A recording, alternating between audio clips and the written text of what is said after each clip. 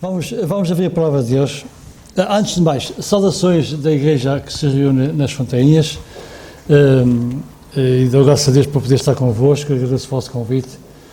E espero que sejamos abençoados esta manhã pelo ministério da sua palavra, acima de tudo.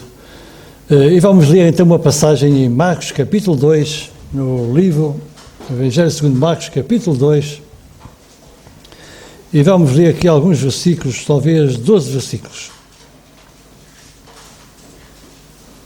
Marcos capítulo 2, do versículo 1 ao versículo 12.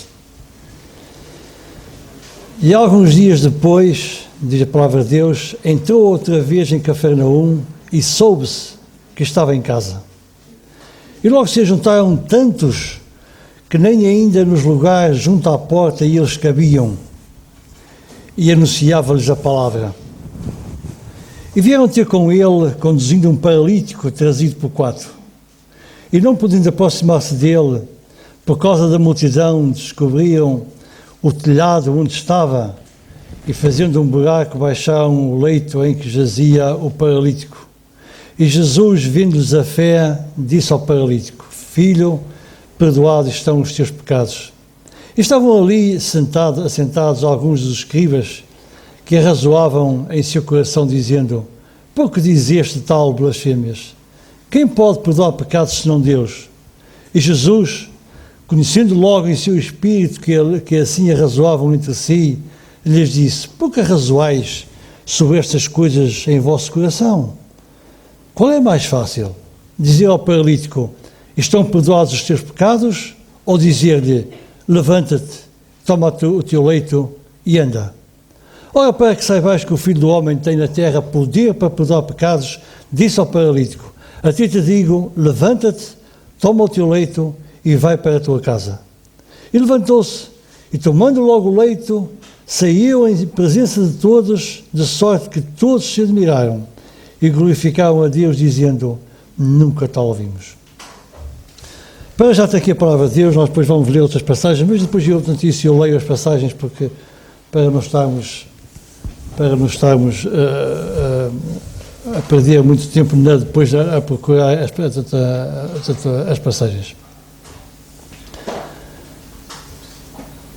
Nós sabemos, irmãos, que nós, tanto como igreja, como povo de Deus, que nos reunimos aqui, e pessoas que até muitas vezes vêm de fora, nós aqui, estamos aqui agora esta manhã, e se nós fôssemos olhar para cada um de nós iríamos ver que todos nós somos pessoas diferentes, todos nós. Nenhum de nós que está aqui poderá dizer que é igual ao outro.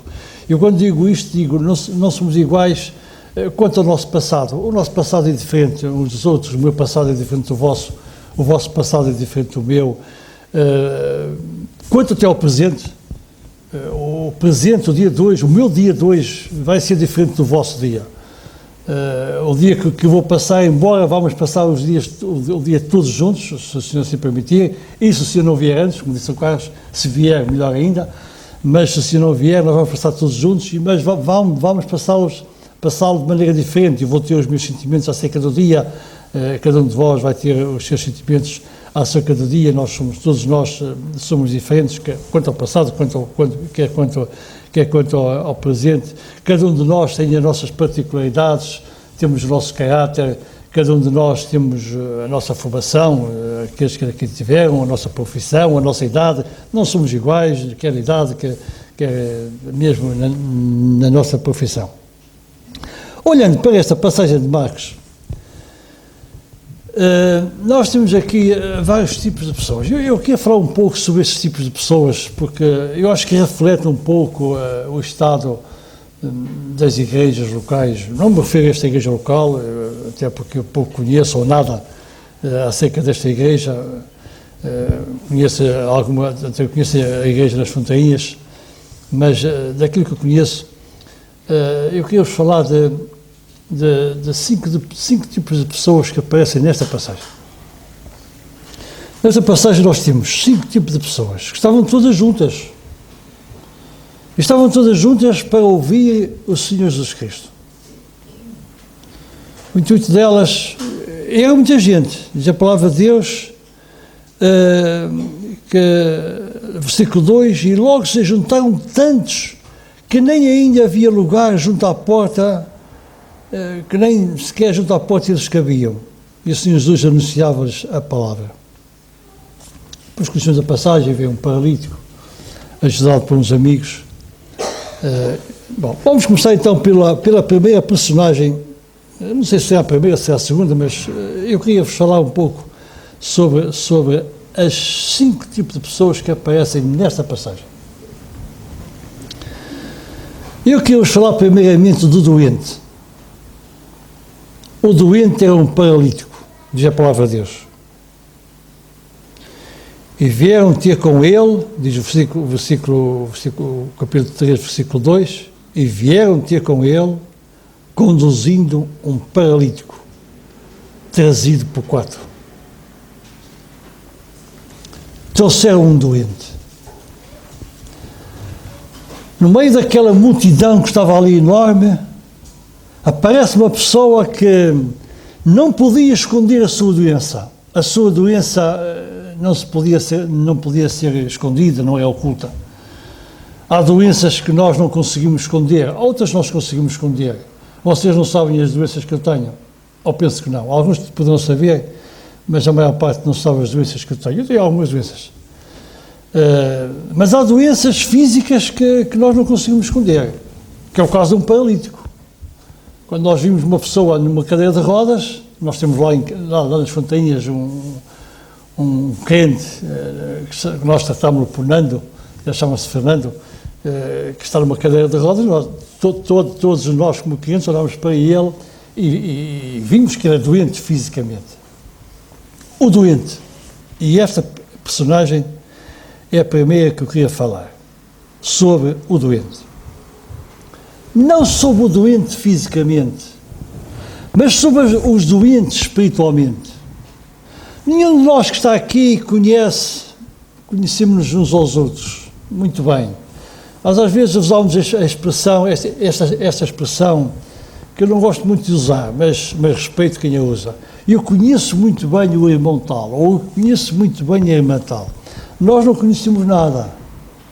Nós não conhecemos fisicamente, conhecemos talvez que ele possa andar bem de saúde fisicamente ou não, mas espiritualmente, o que vai na minha alma, o que vai dentro de mim, vocês não conhecem. A minha esposa conhece, mas nenhum daqueles que estão aqui presentes conhece o que vai na minha alma.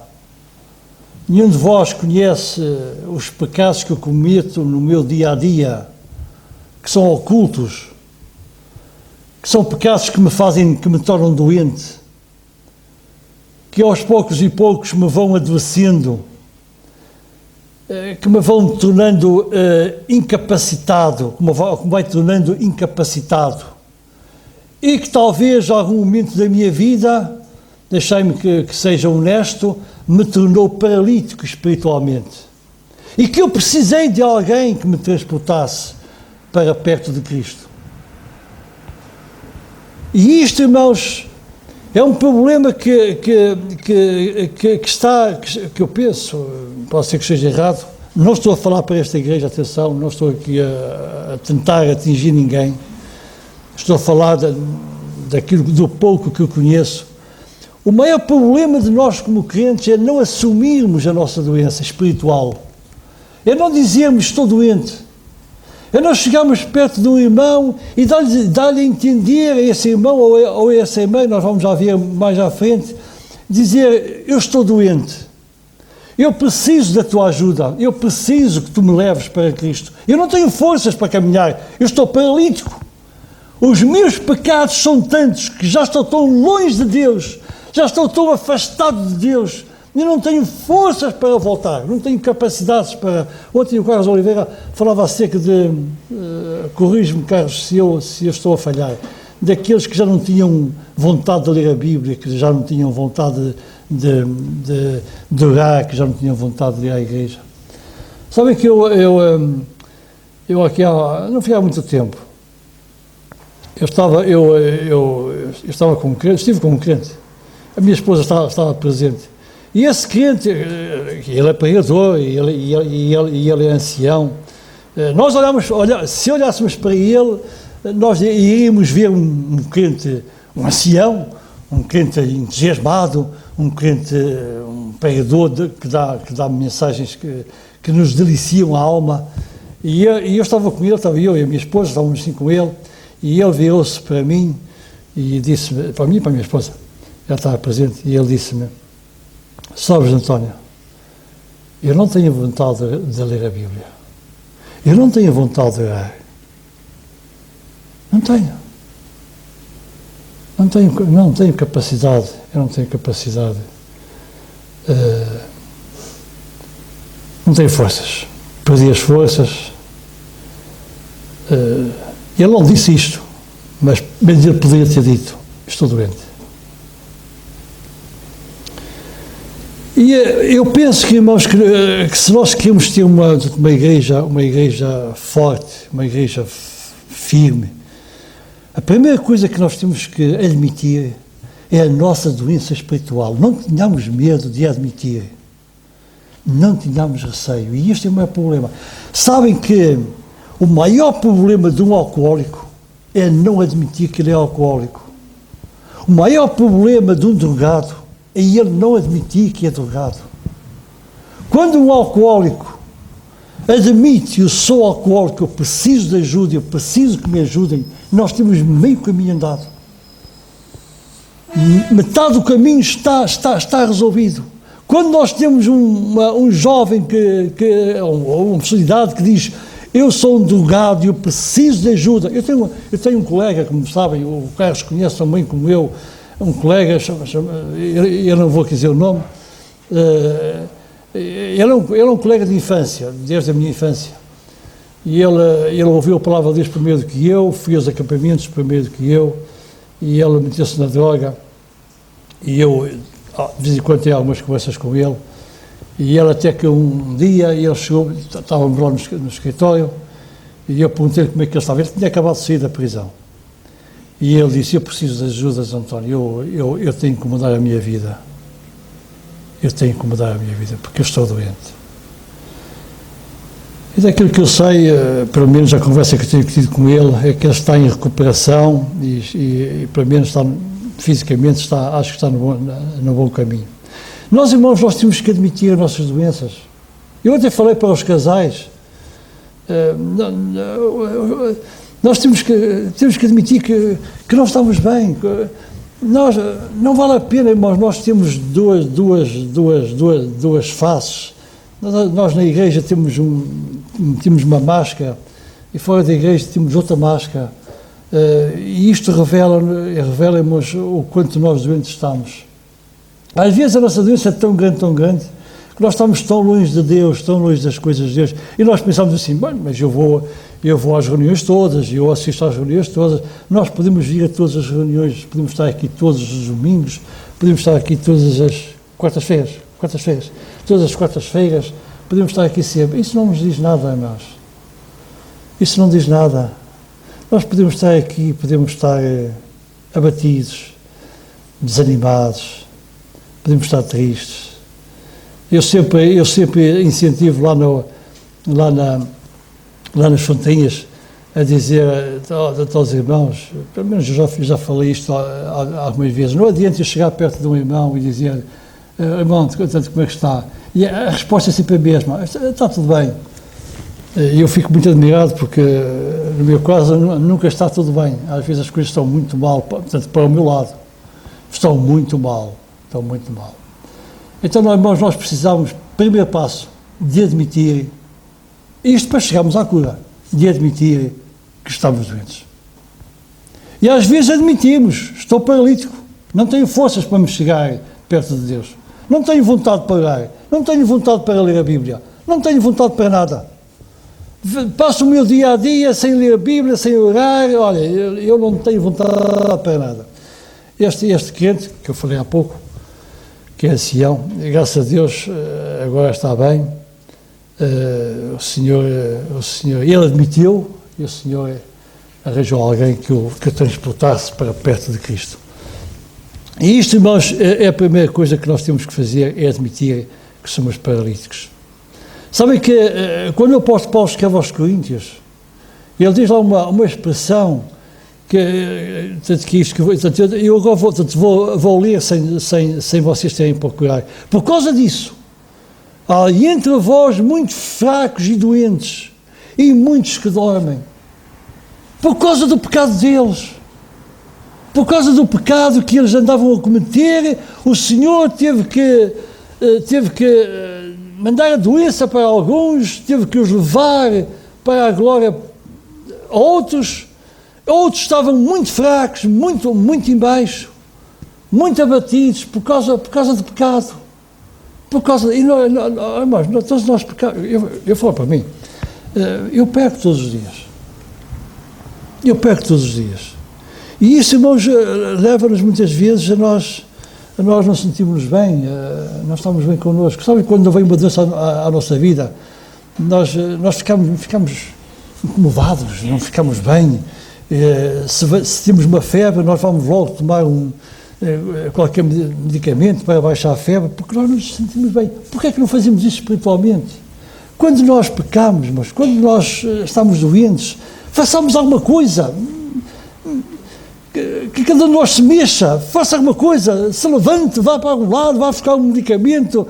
Claro que não é um medicamento físico, nem é um medicamento, não é nada para as dores de cabeça, mas é alguma coisa, neste caso a palavra de Deus, e que vamos ver mais à frente, buscar outro tipo de pessoas.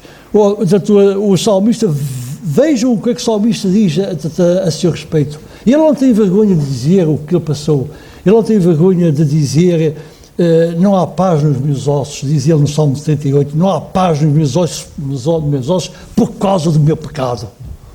Eu não tenho paz. Sabem que os salmos eram cantados. Os salmos eram cantados. Vocês leiam os salmos que David escreveu. Há lá salmos impressionantes acerca da vida dele. A tua mão pesava sobre mim. Eu não descansava de noite, não tinha sossego de noite, porque a tua mão estava sobre mim. Ele chega aqui e diz, não há paz nos meus ossos por causa do meu pecado. Carlos, não é por causa do teu pecado que tu tens problemas nos teus ossos. Hoje de manhã falámos, ele está aflito com o joelho. Não há paz nos meus ossos por causa do meu pecado. Rapaz, isto era cantado.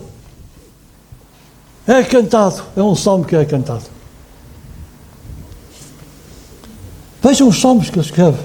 Vejam os artigos que ele escreve. Vejam a palavra de Deus. Mas vendo o povo que Moisés tardava em descer do monte, juntou-se o povo a Arão e disseram, levanta-nos, faz-nos deuses que vão adiante de nós, porque quanto a esse Moisés que foi lá para cima, lá para o monte, esse que nos tirou lá da terra do Egito, não sabemos o que é que lhe sucedeu.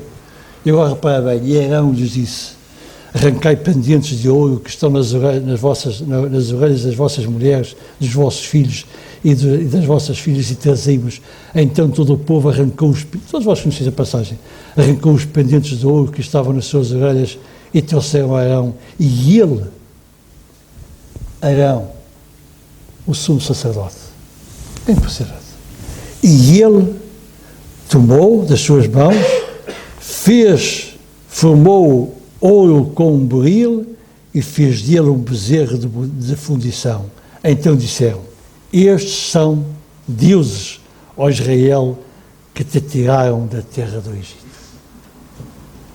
Que doença! Arão, o sumo sacerdote. E nós pensamos que somos melhores que ele. Nós pensamos que a doença é só para ele.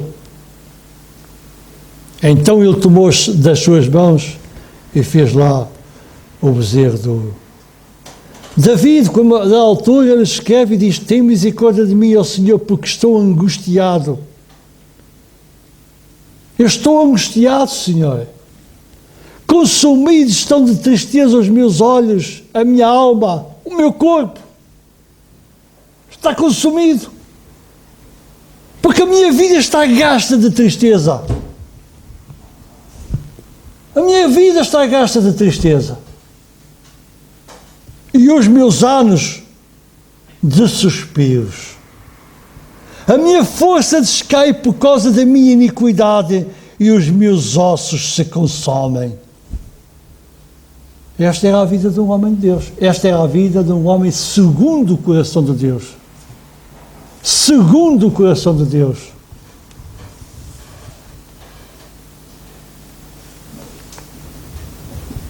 E ele, a da altura, escrevendo, ele disse: não há coisa sã na minha carne, não há paz nos meus ossos.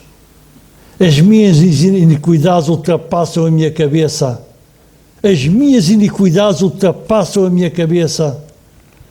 As minhas chagas cheiram mal e estão corruptas por causa da minha loucura.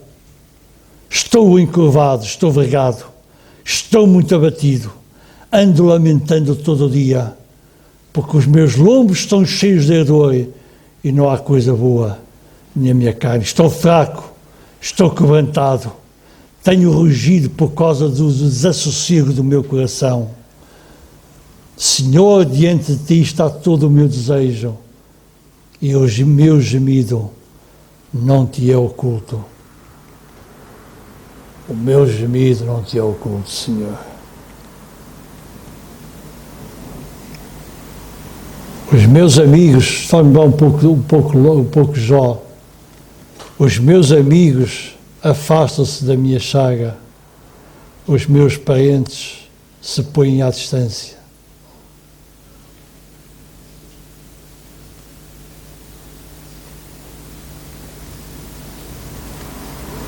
Pedro, Pedro, o homem que estava sempre pronto para responder ao Senhor. Quando penso neste homem, Pedro, o homem que estava sempre pronto para dar uma resposta ao Senhor, ele diz a palavra de Deus, todos vós conheceis, eu nem vou ler. O Senhor tinha dito: Pedro, tu vais me negar 3 vezes. E ele: não, Senhor, não te vou negar. E ele nega o Senhor 3 vezes. E diz a palavra de Deus, lembrando-se Pedro das palavras de Jesus, que lhe dissera: antes que o galo cante 3 vezes me negarás, saiu dali e chorou amargamente. São exemplos de homens, irmãos, que temos na Bíblia. São exemplos, se calhar são exemplos que correspondem à realidade da minha vida. Se calhar, não sei. Eu sei. A palavra de Deus, Paulo escreve aos Coríntios: Deus, geralmente se ouve entre vós fornicação, e fornicação tal, que ainda nem entre gentios como é havido quem abusa da mulher de seu pai. Estáis inchados, e nem ao menos vos entristecestes por não ter sido de entre vós tirado quem cometeu tal ação. Estáis inchados e nem sequer vos entristecestes. Nem ao menos isto.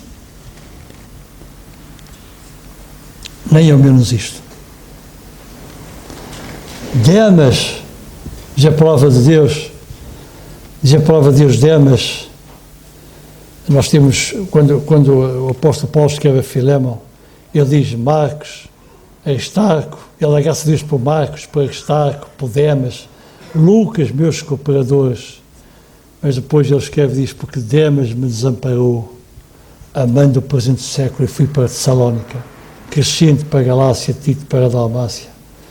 Isto, irmãos, são pessoas que um dia na sua vida estiveram longe, muito longe da vontade de Deus.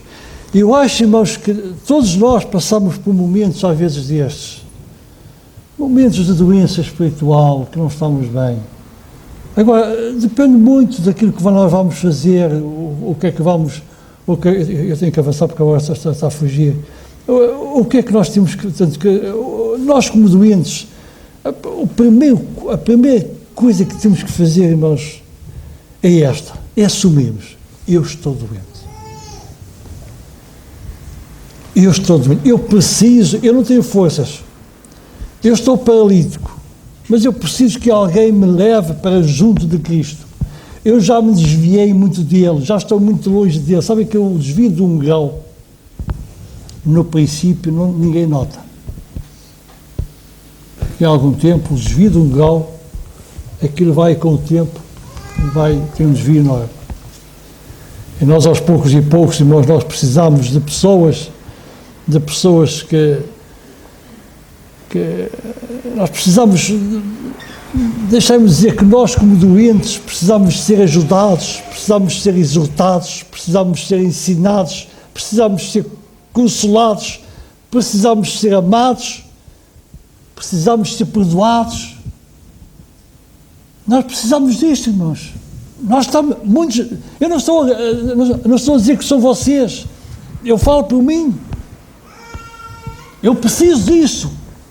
Há alturas que eu sinto-me doente. Eu às vezes falo com a minha esposa e digo, eu estou doente. Não é doente fisicamente, é doente espiritualmente. Eu não estou bem, não ando bem. E o que é que nós fazemos, irmãos? O que é que o meu irmão e a minha irmã que está ao meu lado faz?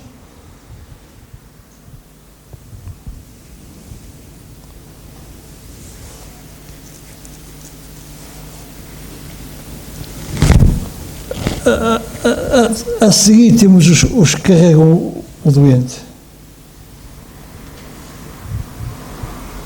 trazido por quatro.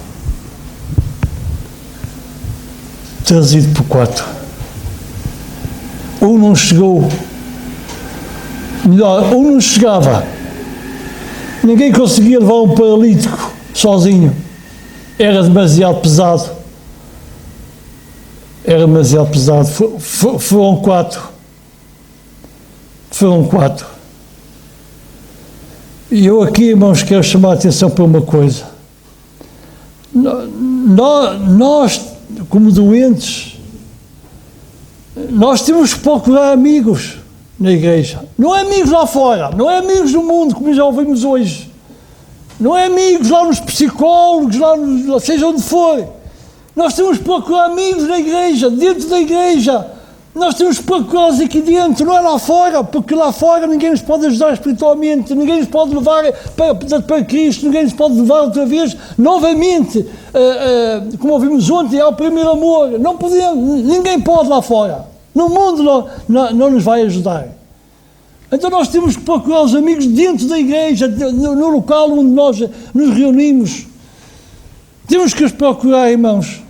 Agora, nós temos que ter isto em mente, irmãos, isto é que às vezes nós não compreendemos. Quando eu procuro um amigo, irmãos, eu tenho que procurar dizendo que estou doente. E tenho que assumir a culpa. Eu estou doente por minha culpa, não é por culpa de mais ninguém. Eu estou doente por minha culpa.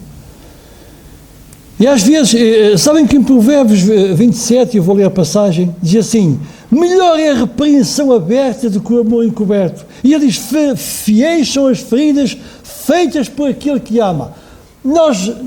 Irmãos, quando nós procuramos um amigo dentro da igreja, esse amigo às vezes ele vai precisar, vai nos custar, vai doer, vai precisar de mexer nas chagas, mexer nas feridas. Imaginemos um ferido de guerra.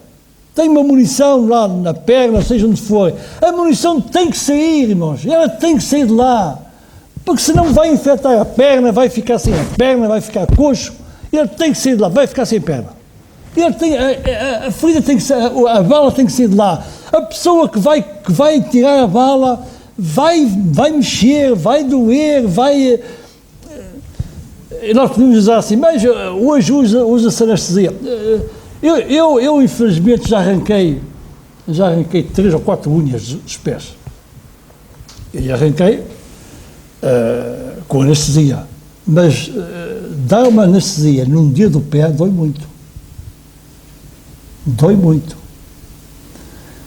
Mas para arrancar a unha, Neste caso até foi um enfermeiro, disse, isto vai doer um bocado, a dar anestesia, porque a carne é dura, a carne do dedo, era o dedo maior do pé, a carne é dura, isto vai doer, porque a sangue vai entrar, isto vai doer um bocado, mas depois você não vai sentir nada. Irmãos, vai-nos doer, vai-nos doer, mas sabem, olha, deixa-me dizer uma coisa, irmãos. Eu falo por mim porque não conheço a vossa vida, eu preciso de um amigo, ou melhor, eu vou dizer a coisa a frase de uma outra maneira. Eu não preciso de um amigo que mude quando eu mudo, que concorde comigo, ou que concorde quando eu concordo. Eu não preciso de amigos desses, irmãos. Sabem porquê? Porque um amigo que concorda comigo, que diz aquilo que eu gosto, que muda quando eu mudo, olha, digo-vos uma coisa, a minha sombra faz melhor do que isso. A minha sombra faz melhor do que isso. Chegar um amigo à minha beira e ele mudar quando eu mudo, a minha sombra faz melhor do que isso. Eu, se caminhar aqui ao sol, a minha sombra faz muito melhor do que esse amigo. E um amigo, e aqui quero chamar a atenção para isto, irmãos. Nós temos que procurar aqueles amigos dentro da igreja. Eu digo amigos porque os amigos verdadeiramente, sabem quem é o verdadeiro amigo, irmãos? E aqui nós vamos entrar aqui em algumas coisas, eu já passou. Mas o verdadeiro amigo, irmãos, sabem qual é? É aquele que me critica na frente, que me critica cara a cara e me defende nas costas. Esse aqui é o meu amigo. É aquele que é capaz de chegar à minha beira e dizer, Antônio, tu pecaste, tu fizeste errado, vamos orar, vamos nos aqui ajoelhar, vamos chorar se for preciso, tu pecaste. Mas por trás de mim, ele está pronto para me defender. Esse é o meu amigo. Esse é o meu amigo. Aqui há uns anos atrás, irmãos, um cliente foi lá ao escritório, muito desanimado, ele estava mesmo, estava todo. E ele chegou perto de mim e disse, António, eu não estou bem. E eu estava a olhar para ele, eu estava a ver tão desesperado. E eu peguei, eu rapidamente fechei a porta do escritório, à chave, para ninguém entrar e incomodar. E eu disse, vamos orar, vamos ajoelhar aqui. Arranjamos lá um sítio, ajudamos a orar, ele começou a orar, chorou, não conseguiu terminar a oração. E eu vi que ele não conseguia terminar a oração, que ele estava a passar por uma dificuldade tremenda na vida dele, e eu comecei a orar, porque ele não conseguiu, e eu comecei a orar e comecei a chorar também não conseguia orar, não conseguia acabar a oração, mas sabe uma coisa que eu tanto notei, é que nós acabamos. Quando nos apercebemos, estávamos abraçados um no outro a chorar. Nós estávamos os dois joelhos, eram duas cadeiras, estávamos os dois joelhos nas cadeiras. Ele começou, não conseguiu, e eu comecei também não consegui. Mas uma coisa eu reparei, no final, estávamos os dois abraçados um ao outro a chorar, eu chorava por ele chorava por ele e eu chorava por ele. Irmãos, procuremos amigos. Onde é que estamos a procurar os amigos? Pergunto eu. Tenho mais 5 minutitos. Tenho mais 5 minutos. Desculpa, eu estou em cima da hora. Aonde é que nós procuramos amigos? Aonde? Olha, sabem, quem um conselho onde vocês devem procurar os amigos? Que é na igreja. Mas dentro da igreja, irmãos, isto aqui, infelizmente é assim, mas é assim que nós vivemos. Entre a igreja, nós às vezes temos grupos, o grupo A, o grupo B, o grupo de jovens, o grupo de mais velhos. Nunca percebi esta história de grupos de mais velhos, grupos de jovens, mas pronto, enfim, são coisas que eu não percebo, também estou velho demais já para perceber. Mas sabem onde é que David procurou os amigos? David já da altura que ele fugiu, diz assim, eu vou ler a palavra, diz, então David se retirou dali e fugiu para uma caverna chamada de Adulão, e ouviram os seus irmãos da casa do seu pai e desceram ali para ele. E ele fugiu de Saul queria o matar, e ele, desesperado da vida, foge, esconde-se lá no meio de uma caverna, porque ele não estava bem.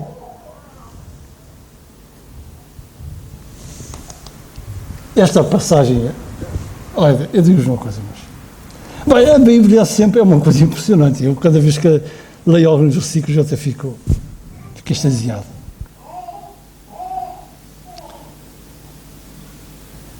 E ajuntou-se a ele, e a prova de Deus. E ajuntou-se, vejam bem os amigos que David arranjou. E juntou-se a ele todo o homem. Olha, David estava-lhe aperto, porque ele tinha fugido para a caverna de Adulão, porque Saúl que ia matá-lo. E ele, atrapalhado, fugiu para ali. Ele estava-lhe aperto. E diz a palavra de Deus. E juntou-se a ele 400 homens. 400 homens juntaram-se a David para ajudar David. E eles viam a aflição de David e foram correr em direção a David. Quem é que foram estes homens?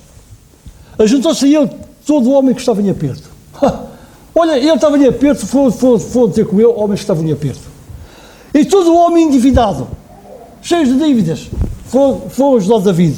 E todo o homem de espírito desgostoso foram também para ajudar David. E ele os fez chefe deles. E eram eles 400 homens. Eram eles 400 homens. Irmãos, nós devemos procurar amigos. Às vezes nós temos a ideia de que os amigos são... Eu não queria dizer isto. Também não vou dizer, não interessa. Isto está a ser gravado, não está? Pois está. Não vou dizer nada. Olha, uma coisa que eu quero vos dizer, isto eu posso dizer à vontade: sejamos amigos daqueles que estão junto de nós. Que somos nós. Somos nós. Faz aquilo. Nós. Aqueles homens endividados, aqueles homens que estavam em aperto, aqueles homens que estavam de espírito amargoado, juntaram-se com David e David disse: são estes homens com quem eu vou vencer Saúl. E nós, irmãos, devemos juntar com aqueles que estão junto de nós, que somos nós, que é a igreja. Somos nós, todos que estamos aqui, juntemos-nos todos juntos. E aqui umas outras passagens, eu vou avançar rapidamente. Procure, irmão, alguém que sinta a mesma coisa que tu sentes. Às vezes nós falamos, às vezes nós damos um grito de socorro e não se ouve oco. Desculpem. Não se ouve eco, assim aqui é, porque as palavras todas. Isto é velhice. Não se ouve eco. Às vezes há um socorro, às vezes há alguma coisa que está mal na minha vida e nós lançamos um grito. E eu estou à espera do eco. Não há eco. Ninguém responde. E isto é uma atenção para cada um de nós. Estamos nós atentos aos gritos, aos clamores daqueles que estão doentes. Onde é que está o eco? Aonde? Temos que arranjar amigos, irmãos, deixa-me usar esta palavra, que falem a mesma língua que nós. Sabem quem é que fala a mesma língua que nós? São os crentes. O mundo não fala a nossa língua. Nós temos uma língua diferente do mundo, ou devíamos ter, diferente do mundo. Falar com amigos que entendem os meus medos, os meus receios, as minhas preocupações. Sabe uma coisa interessante que com Daniel, a palavra de Deus está cheia de ensino. Diz assim a palavra de Deus: então Daniel foi para a sua casa e fez saber o caso a Ananias, Misael e Azarias, seus companheiros. Adrácamos aqui a Abednego, pronto, por outras palavras. Reparem bem, tinha saído um decreto, que nós sabemos, do rei Nabucodonosor, porque ele teve um sonho. Este rei teve um sonho. E o sonho do rei, ele pegou, chamou lá os magos, olha, eu tive um sonho, e o que é que vocês me interpretem? E os magos disseram: bom, então diz lá qual é o sonho. E eu não, vocês têm que adivinhar o sonho que eu tive. E dar a interpretação, porque ele pensou: não, eu vou dizer o sonho, eles vão dar uma interpretação qualquer, e eles disseram: vocês venham cá. E então, eles foram lá: como é que nós sabemos a interpretação, da interpretação, se nós não conhecemos o sonho? Isto é difícil. E ele ameaçou todos os sábios: se vocês não me disserem qual foi o meu sonho e qual é a interpretação, eu mato todos os sábios. Todos. E aqui temos um problema. É que esses sábios incluíam Daniel. E Daniel disse assim, na altura: então Daniel foi para a sua casa e fez saber o caso a Ananias, Misael e Azarias, seus companheiros. Agora reparem nisto. para que pedissem misericórdia ao Deus dos céus sobre este segredo, a fim de que Daniel e seus companheiros não perecessem com o resto dos sábios da Babilónia.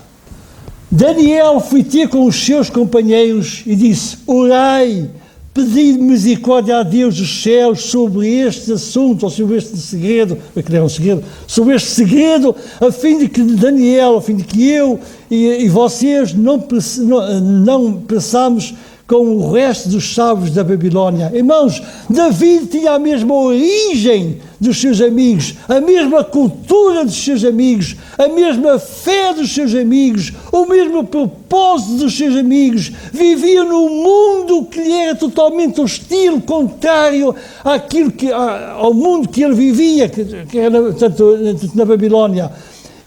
Então ele precisava se juntar a alguém do seu povo, alguém que estivesse no mesmo barco, que vivesse o mesmo problema, que tivesse o mesmo propósito, irmãos. E ele contou este problema, porque na altura ainda era um segredo, e ele contou a quem? Aos seus amigos. Quem eram os seus amigos? Eram pessoas que eram os crentes, eram pessoas com quem ele vivia, que tinham vindo de Jerusalém.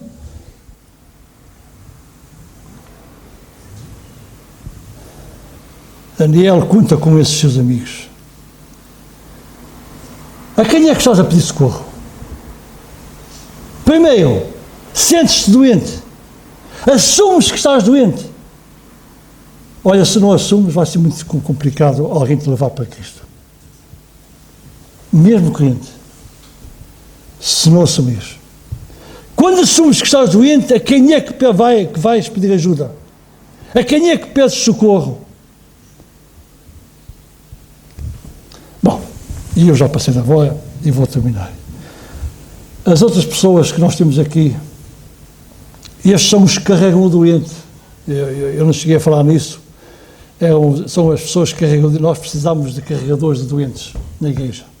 Precisamos de homens e mulheres que sejam capazes de pegar numa maca e pegar num doente, metê-lo numa maca e transportá-lo para Cristo, novamente.